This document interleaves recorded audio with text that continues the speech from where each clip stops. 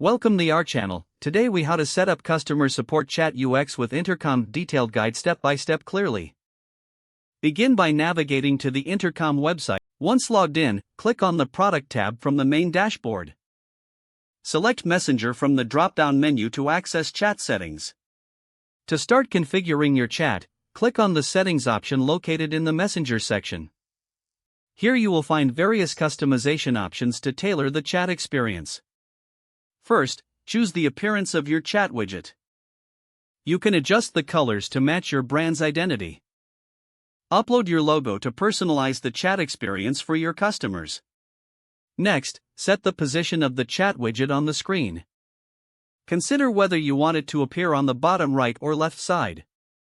Once the visual elements are adjusted, move on to the messaging options. You can craft a welcoming message that users will see when they first engage. Try to keep it friendly and inviting to encourage interactions. Now, set the default reply to be used if a user contacts you outside of business hours. This helps manage expectations around response times.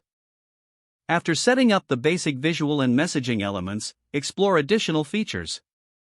You can enable proactive messages that pop up based on user behavior. For example, trigger a chat invitation after a user spends a specific time on your website. Next, navigate to the Targets section to define the audience for these proactive messages. You can set rules based on location, user behavior, or even their account type. Once you've configured your audience, it's time to set up the FAQs. Intercom allows you to create a knowledge base to assist users with common inquiries. Add articles that answer frequently asked questions to enhance user experience. Now, let's configure the team settings for chat support. Assign team members who will be responsible for responding to chats.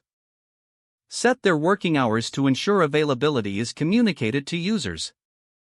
Make sure to enable notifications so your team is alerted when a message comes in. After you're satisfied with the setup, conduct a test of the chat feature. Don't forget to like this video and subscribe to our channel for more step-by-step tech guides.